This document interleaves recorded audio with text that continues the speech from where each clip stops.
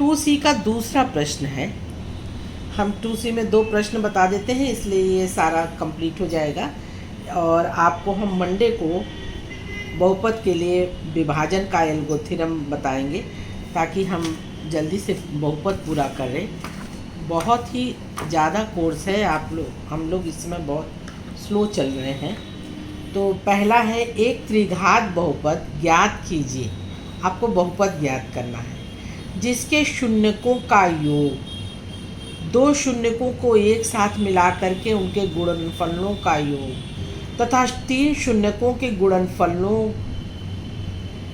गुणनफल क्रमशः दिए हुए हैं।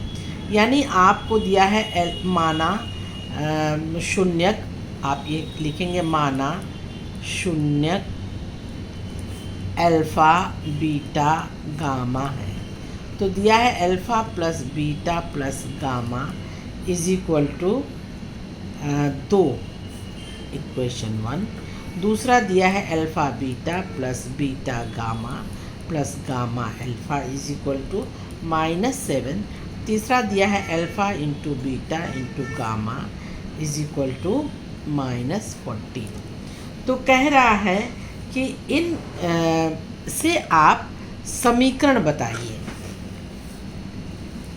तो आप जानते हैं कि समीकरण जो होता है 3 घातीय समीकरण, अगर 3 शून्यक हैं तो 3 घातीय समीकरण होता है x³ plus bx² plus cx plus d is equal to 0। ये शून्यक होता है आपका, इस तरीके का दिया होता है ये समीकरण। अब आप जानते हैं कि alpha plus beta plus gamma is equal to होता है -b/1। अगर x का गुणांक 1 है तो -b/1। और यहाँ दिया है alpha plus beta plus gamma is equal to 2।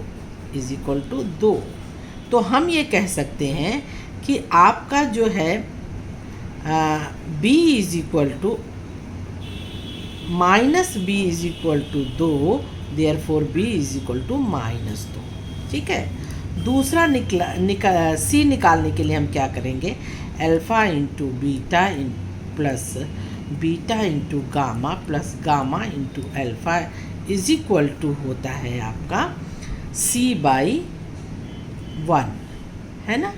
c/1, x³ का गुणांक 1 है तो इसको हम लिख दिए c/1 और ये बराबर दिया हुआ है आपका -7।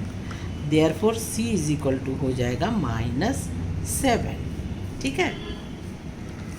अब आपका होता है alpha into beta into gamma is equal to -d/1 और ये तुम्हारा दिया हुआ है आपको -14। ठीक है। तो -d is equal to -14, minus minus cancel हो गया, therefore d is equal to 14। ठीक है। अब आपको मिल गया b का मान मिल गया, b is equal to -2, c is equal to मिला है आपको c is equal to -7 and d is equal to +14। तो समीकरण में रख दीजिए x³ व्यापक समीकरण है आपका, व्यापक समीकरण x³ plus bx² plus cx plus d is equal to 0। x³ वैसे ही रहेगा, b की जगह रखेंगे -2x² प्लस c की जगह रखेंगे -7x और प्लस d की जगह रखेंगे 14 इज इक्वल टू 0। यानी ये हो जाएगा x³ -2x² -7x plus 14 is equal to 0 और यही आपका आंसर होना चाहिए। आई थिंक यही आंसर होगा क्वेश्चन नंबर 2C का दूसरा। x³ -2x² -7x plus 14 is equal to 0। बहुत सिंपल क्वेश्चन था और ये क्वेश्चन आपको 2 नंबर में ज़रूर पूछे जाते हैं। आपको ये अल्फ़ा प्लस बीटा गामा दिया है, व्यापक समीकरण से तुलना करिए और उस समीकरण से जो मान निकलेगा ABCD के, उस मान को समीकरण में रख के समीकरण आप आसानी से बना सकते हैं। इसका भी दूसरा तरीका है और वो तरीका थोड़ा लंबा है, तो उसे सीखने की ज़रूरत नहीं है, आप इसी ढंग से ट्राई करिए। इसके बाद इसका हम 5वां क्वेश्चन एक बता दे रहे हैं। 5वां है कि यदि बहुपद x³ minus AX² plus x plus 3 का एक बहुपद एक शून्यक a है, तो a का मान बताइए। ये तो बहुत आसान है।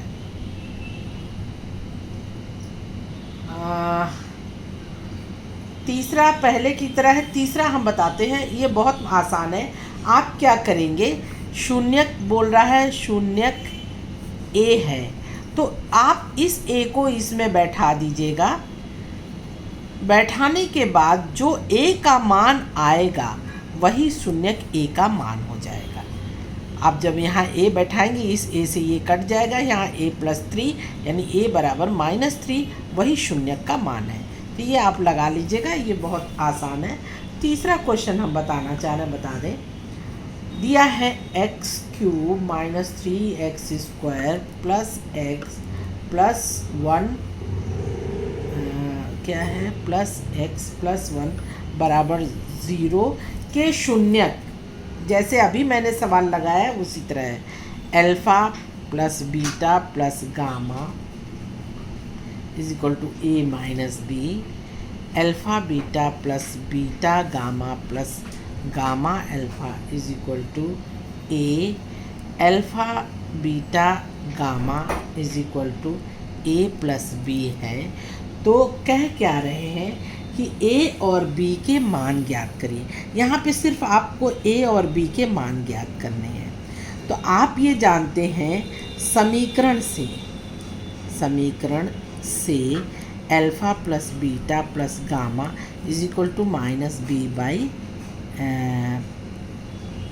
क्या लिखते हैं 1, क्योंकि x³ का गुणांक 1 है और ये है आपका माइनस, और b का मान है -3/1 यानी इज इक्वल टू 3 हो जाएगा। और alpha plus beta plus gamma है a माइनस b, तो a minus b is equal to 3, ये समीकरण 1 हो गया। दूसरा है आपका alpha into beta plus beta into gamma plus gamma into alpha is equal to a दिया हुआ है, और ये मान होता है c/1 यानी c का मान यहाँ पे 1 है, 1/1 बराबर 1, और ये मान आपको दिया है a, यहाँ देखिए a दिया है, a बराबर 1, a का मान 1 निकल गया है। तो यहाँ से हम b का मान निकाल लेंगे। ये समीकरण नंबर 2 रखो, a का मान 1 में रखने पर ये तुम्हारा हो जाएगा a minus b is equal to 3, a is equal to 1 minus b is equal to 3, minus b is equal to 3 minus 1, minus b is equal to 2 and b is equal to आ जाएगा -2।